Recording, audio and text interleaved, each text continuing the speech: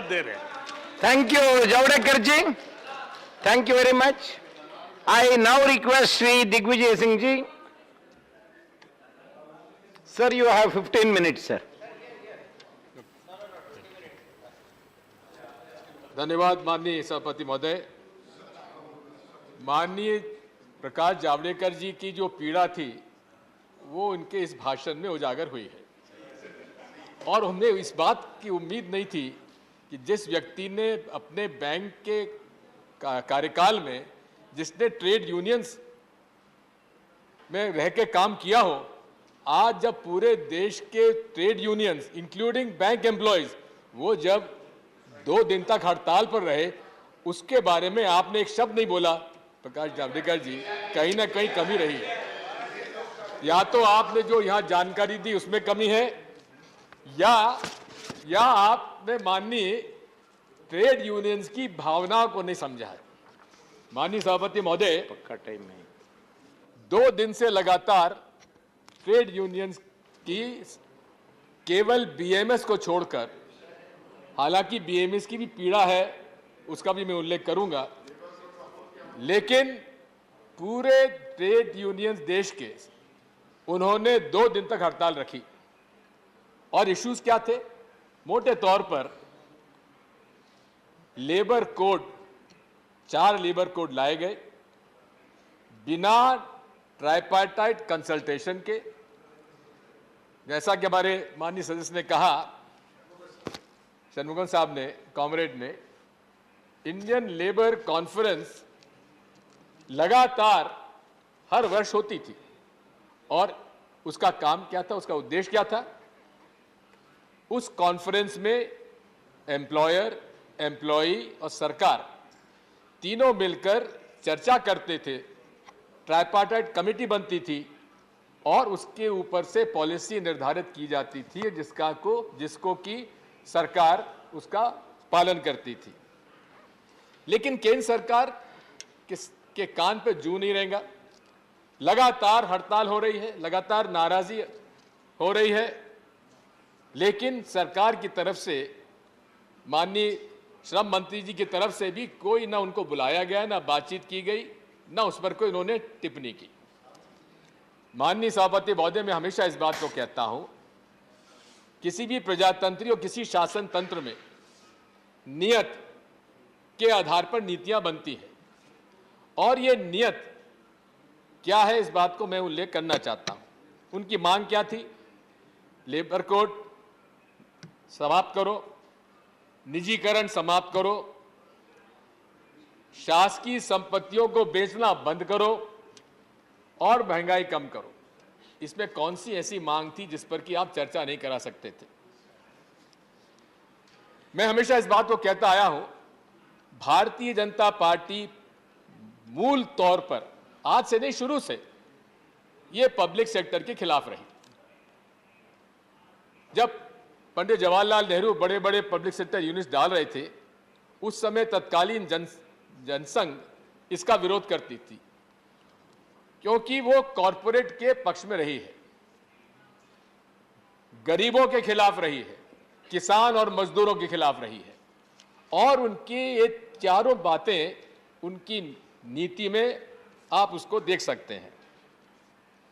यदि 2014 से लेकर आज तक अगर आप देखेंगे तो गरीब गरीब होता जा रहा है, अमीर अमीर होता जा रहा है। पूरे तरीके से इस देश में आज कॉरपोरेट्स का कब्जा हो चुका है और मजदूरों के हक छीने जा रहे हैं। नोटबंदी से शुरू करिए, उसके बाद कोविड आया, एमएसएमईज का जो एक एम्प्लॉयमेंट जनरेशन की सबसे बड़ी हमारे तरह एक सेक्टर है, कई एमएसएमईज बंद हो गए, लोग बेरोजगार हो गए और उसके बाद बेरोजगारी बढ़ी। अब मजदूरों के बारे में जब मैं कह रहा हूं कि नियत खराब होने से, मजदूरों के खिलाफ होने से जो नीतियां बनाई, उसका मैं उल्लेख करना चाहता हूं। इंटरनेशनल लेबर ऑर्गेनाइजेशन आईएलओ के जितनी भी कन्वेंशंस हैं, उसका सब का पूरे तरीके से ये सरकार विरोध करती है। इस देश में 47 करोड़ हमारे मजदूर हैं, जिसमें 7 करोड़ ऑर्गेनाइज है, 40 करोड़ अनऑर्गेनाइज सेक्टर में है। अनऑर्गेनाइज सेक्टर में विशेष तौर पर काम करने की आवश्यकता है। लेकिन जैसा कि हमारे कॉमरेड साहब ने बताया, शनमुगम साहब ने, हर साल इंडियन लेबर कॉन्फ्रेंस हुआ करती थी, लेकिन 2015 के बाद एक भी कॉन्फ्रेंस को नहीं बुलाया गया। और यही नहीं, उसमें माननीय प्रधानमंत्री जी ने वादा किया था कि हम ट्रेड यूनियन से चर्चा करने के बाद ही कोई नियम या कानून बनाएंगे। अब लेकिन मोदी जी के बारे में तो ये कहा ही जाता है कि वो जुमला कहने के आदी हैं। उन्होंने कह दिया लेकिन उसका पालन नहीं किया।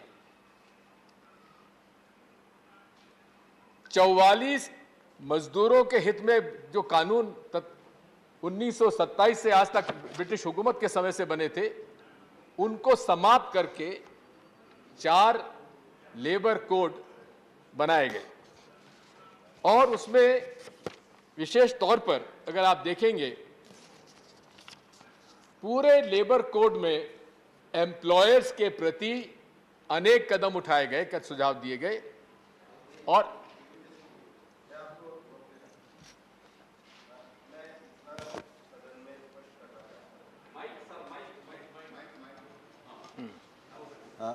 माननीय उपसभापति महोदय, मैं एक विस्तार से जवाब दूंगा, लेकिन दिग्विजय सिंह जी, आपका शब्द प्रयोग ठीक नहीं था, क्योंकि हमने जो कहा कि हम लेबर से बात करके कोड को लाएंगे, मैं अपने उत्तर में विस्तार से दूंगा। सभी यूनियन से किस किस समय किस किस तारीख पे बातचीत हुई और किस तरीके से एक व्यापक विमर्श हुआ, उसके बाद कोड पास में, इसलिए तथ्यात्मक रूप से अपने विषय को सुधार कर ले, इतना मैं कहना चाहता हूँ। माननीय सभापति महोदय, इन्होंने मेरे 3 मिनट लिए हैं, इसलिए इनके टाइम में कट करके मुझे दिए जाए। माननीय सभापति महोदय, मैं आपसे कहना चाहता हूं, प्लीज तो देख, लेट हिम स्पीक। घड़ी देख लीजिए माननीय शिवराज जी, आपकी घड़ी तेज चलती है। माननीय, मैं आपसे अनुरोध कर रहा हूं, ये धीरे चलती रहा। जो लेबर कोड आपने बनाए वेजेस के लिए, सोशल सिक्योरिटी के लिए, industrial relation, operational safety, health, working conditions आदि के लिए, जिसका की विरोध स्वयं भारतीय मजदूर संघ ने किया, और भारतीय मजदूर संघ ने जो अपने उसमें कहा है कि हमें उम्मीद नहीं थी कि हमारे सुझाव नहीं माने जाएंगे। मैं इस बारे में उल्लेख करना चाहता हूं कि पूरे तरीके से उन्होंने कहा कि हमें निराशा हुई है। हमने फर्स्ट लेबर कोड के बारे में जो बातचीत की थी, जो सुझाव दिए थे, उसके बारे में कोई सीरियसली बातचीत नहीं हुई, और इसलिए हम सेकंड जो लेबर कोड के बारे में जो बात करनी थी उसके बारे में हमने बातचीत नहीं करी। जब भारतीय मजदूर संघ आपका विरोध कर रहा है माननीय, तो सरकार अपने पुराने दोस्तों को छोड़ के और पुराने विचारधारा के लोगों को छोड़कर एक नए कॉरपोरेट रास्ते पे जा रही है। अब ये कॉरपोरेट संघ बन चुका है भारतीय जनता पार्टी के अंदर, जो कि इस पूरे देश के कॉरपोरेट सेक्टर के लिए काम कर रहा है।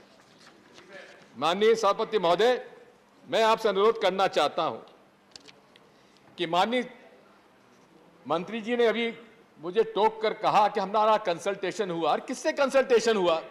आप इंडियन लेबर कॉन्फ्रेंस की आप बैठक नहीं बुला रहे हैं, मीटिंग नहीं बुला रहे हैं, ट्राइपार्टाइट मीटिंग कमेटी की मीटिंग नहीं कर रहे हैं। कंसल्टेशन क्या हुआ? और कंसल्टेशन पहले, कंसल्टेशन के बाद जो आपको सुझाव दिए, आपने माना कहां? उसके बारे में अगर आपने उनको थोड़ा सा तरजीह दी होती तो आज ये हालत नहीं होती जिनको 2-2 दिन तक भूख हड़ताल पे बैठे हुए थे वो लोग। इसी के साथ साथ मैं आपसे अनुरोध करना चाहता हूं कि सबसे पहले उन्होंने जो फिक्स टर्म एम्प्लॉयमेंट का हुआ करता था, प्रोविजन था, जो कि अंग्रेजी हुकूमत के समय से चला हुआ था, उसको उन्होंने हायर एंड फायर के अंदर कन्वर्ट कर दिया। यानी कि पूरे तरीके से एम्प्लॉयर के विवेक पर छोड़ दिया, जब रखना है रखो, जब निकालना निकालो। आखिर हमारा पूरे देश के अंदर, आज से नहीं पूरे इंटरनेशनली, जो इंटरनेशनल लेबर कन्वेंशन के प्रोविजंस हैं कि इनके हितों के लिए नियम और कानून बनाना चाहिए उसका पूरा उल्लंघन किया है। इसी के साथ साथ इन्होंने ये भी तय कर लिया, पहले किसी भी ट्रेड यूनियन को रजिस्टर कराने के लिए उसका अधिकार था, वो अधिकार भी छीन लिया और पूरे तरीके से किसी भी व्यक्ति को ट्रेड यूनियन नया बनाना गठन करना है तो ये रजिस्ट्रार के ऊपर होता है, उस पर अधिकार दे दिया कि आपके विवेक पर छोड़ते हैं, आपको करना है तो करिए, ना करना तो ना करिए। आखिर रजिस्ट्रार जो शासकीय अधिकारी कर्मचारी है वो कॉर्पोरेट के और एम्प्लॉयर के हक में होगा कि मजदूरों के हक में होगा? यहां तक आपने छीन लिया, जब ट्रेड यूनियन का गठन ही आप नहीं करने दे रहे हैं, अनरजिस्टर्ड जो हमारे अनऑर्गेनाइज्ड लेबर है उसके अंदर आज आवश्यकता है नए ट्रेड यूनियंस बनाने की, लेकिन आपने उसका अधिकार ही छीन लिया, तो आगे आप कैसे काम कराएंगे? दूसरी बात, इन्होंने स्ट्राइक करने पर या किसी बात पर एम्प्लॉय नाराज हो जाए तो उसकी एब्सेंस का वेजेस डिडक्ट करने का अधिकार आपने दे दिया। इसी के साथ साथ आपने जो यस ना विथ पिनल प्रोविजंस, इसी के साथ साथ फिक्सेशन ऑफ मिनिमम वेजेस, 1957 से इस पॉलिसी चली आ रही थी, उसको आप लोगों ने चेंज किया और जिसका भारतीय मजदूर संघ ने पूरा विरोध किया, लेकिन उसमें आप लोगों ने फिर से एक बार एम्प्लॉयर के हाथ में ये अधिकार दे दिया कि मिनिमम वेजेस क्या होने चाहिए।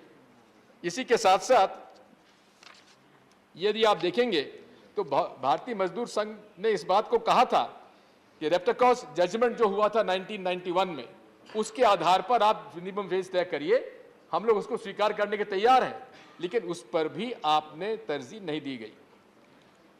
माननीय सभापति महोदय, ट्रेड यूनियंस ने जब देखा कि सरकार नहीं सुन रही है तो उन्होंने पार्लियामेंट की लेबर एम्प्लॉयमेंट की स्टैंडिंग कमेटी के सामने प्रतिवेदन दिया और स्टैंडिंग कमेटी की रिपोर्ट 2017 की अगर आप देखेंगे तो उसमें काफ़ी चीज़ों के बारे में उन्होंने बात कही है।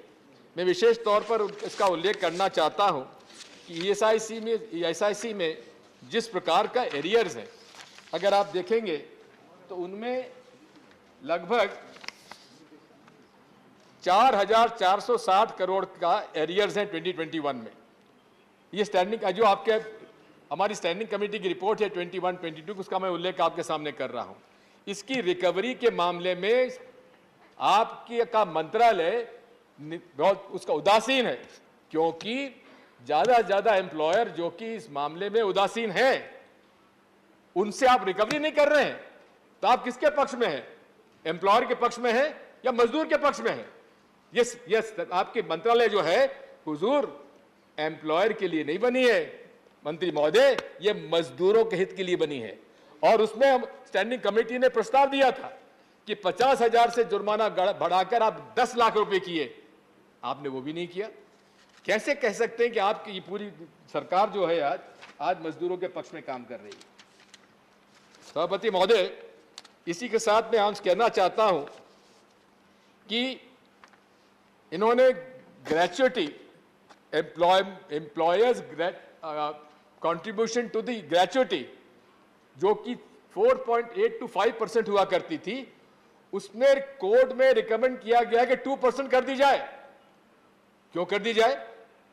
ये क्या मजदूर के हित में लेबर कोड में आपने प्रोविजन किया है? इसी के साथ साथ आपने उनका प्रोविडेंट फंड का इंटरेस्ट भी ऑल टाइम लो कर दिया है 8.1%। ये क्या माननीय मंत्री महोदय, आप बेहद एक अच्छे व्यक्ति हैं, सज्जन व्यक्ति हैं, लेकिन हमें उम्मीद नहीं थी आपसे कि आप इतना ज्यादा, आपके नेतृत्व में इतना ज्यादा मजदूरों का अहित करने के लिए आप बैठेंगे और इन एम्प्लॉयर्स के बड़े बड़े कॉर्पोरेट्स के गुलाम के रूप में आप काम करेंगे। हमें आपसे ये उम्मीद नहीं थी। मैं आपसे कहना चाहता हूं, यही नहीं है, आपका एक प्रस्ताव और है कि अभी तक शेयर मार्केट के अंदर का एक सीलिंग था 15%, उसको भी बढ़ाने का आपने प्रस्ताव दे दिया। शेयर मार्केट में खेलो और अपने हिसाब से मार्केट, और उसके अंदर शेयर मार्केट में खेलो, नुकसान किसका होगा? इधर आपने इंटरेस्ट कम कर दिया और उधर आपने उसके स्पेकुलेशन के अंदर डाल दिया। नुकसान किसका हो रहा है? पैसा आपका है क्या कि केंद्र सरकार का पैसा है? ये मजदूर की गाड़ी कमाई का पैसा मानी, इसको आप लोगों ने फिर से स्पेकुलेशन में डाल के उसका अहित किया है। मैं और हम अनुरोध करना चाहता हूं कि इसके भी सिक्योरिटी का जो इसका एडमिनिस्ट्रेशन है उसको आपने एनएसएससी का आपने गठन किया है, जिसके अध्यक्ष को प्रधानमंत्री बनाया गया है। अब प्रधानमंत्री जी इसका जो उनके जो इंटरेस्ट है लेबर के, हमें तो कम से कम जो मौजूदा प्रधानमंत्री हैं उन पर तो विश्वास नहीं, कभी वो मजदूरों के हित में बात करेंगे या काम करेंगे। पूरे तरीके से वो कॉरपोरेट्स के हाथ में खेल रहे हैं, क्योंकि उनके राज में कॉरपोरेट्स के जिस रूप से प्रगति हो रही है और विशेषकर कुछ ऐसे लोगों की जिनके उनकी निकटता जग जाहिर है, मैं समझता हूं कि ये इसका एडमिनिस्ट्रेशन जो है लेबर मिनिस्ट्री के पास रहे, कोई दिक्कत नहीं है, हमें कोई आपत्ति नहीं हो कि आप उसके चेयरमैन हो, लेकिन प्रधानमंत्री को चेयरमैन होने की क्या जरूरत है? उनके पास और कोई काम नहीं है क्या? ये इसमें कंसोलिडेशन होगा सेंट्रल गवर्नमेंट का। इसी तरह से कि भारतीय मजदूर संघ ने 2018 में बयान दिया कि none of its major objections to the first draft, I'll take another 2-3 minutes, उसमें उन्होंने पालन नहीं किया। इसी तरह से ईपीएफ का भी मैंने आपको बता चुका हूं। अब मैं परफॉर्मेंस रिव्यू के बारे में कहना चाहता हूं। परफॉर्मेंस क्या है? आपके लेबर वेलफेयर स्कीम का बजटरी प्रोविजन 20% घटाया गया, नेशनल चाइल्ड लेबर प्रोजेक्ट का -75% इसको घटाया गया, टोटल एम्प्लॉयमेंट जनरेशन प्रोग्राम का 69% घटाया गया, रिवाइज इंटीग्रेटेड हाउसिंग स्कीम का फाइनेंशियल टारगेट 89 करोड़ का आपने अभी तक 10 करोड़ खर्च किया है, हेल्थ एंड स्कीम के अंदर भी आपने कम किया है, एजुकेशन की बात हमारे माननीय मंत्री, हमारे भूतपूर्व मंत्री जी कर रहे थे, 47 करोड़ से घटा टारगेट फिजिकल टारगेट से 16 करोड़ किया है। इसी तरह से एनजीएलपी ग्रांट इन एड स्कीम में 110 का टारगेट था, 83,000 हुए। इस तरह से हर तरह से परफॉर्मेंस भी इनका बेहद कमजोर रहा है। इसी तरह से मैं 2 बातें और आपसे कहना चाहता हूं। लाइफ इंश्योरेंस कॉर्पोरेशन का उल्लेख मैं करना चाहता हूं माननीय आपको।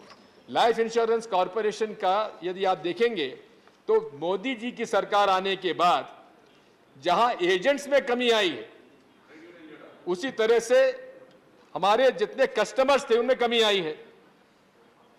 लगभग 17.48% कमी एजेंट्स में कमी आई है और 2014 में कस्टमर्स थे 32 करोड़ और घटकर रह गए 29 करोड़।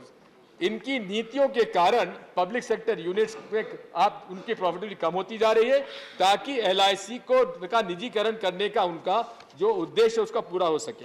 मैं 2-3 बातें आपसे और करना चाहता था। Please sir. प्राइवेटाइजेशन के अंदर जो हमारा एक सेंट्रल इलेक्ट्रॉनिक्स लिमिटेड थी, उस जो कि मूल तौर पर इंदिरा गांधी जी ने 1984 में उसको सोलर सेल्स बनाने के लिए उसका गठन किया था, उसको ऐसी कंपनी को बेच दिया जिसका कि कोई टेक्निकल उसमें वो था नहीं। लीजिंग फाइनेंस कंपनी को गाजियाबाद की आसपास की जमीन के लिए उसको बेच दिया गया। आखिर ये हो ही रहा है कि पूरे जायदाद को बेचकर ये अपना काम चलाना चाहते हैं। मैं विशेष तौर पे आपसे नोट करना चाहता हूं कि इस मामले में मैं माननीय हमारे जावड़ेकर जी ने अभी जो कहा था स्किलिंग के बारे में, मेरा आपसे अनुरोध है, मैं प्रधानमंत्री जी से अनुरोध करूंगा कि लेबर एम्प्लॉयमेंट के मिनिस्ट्री के साथ ही स्किल डेवलपमेंट मिनिस्ट्री को भी साथ जोड़ा जाना चाहिए।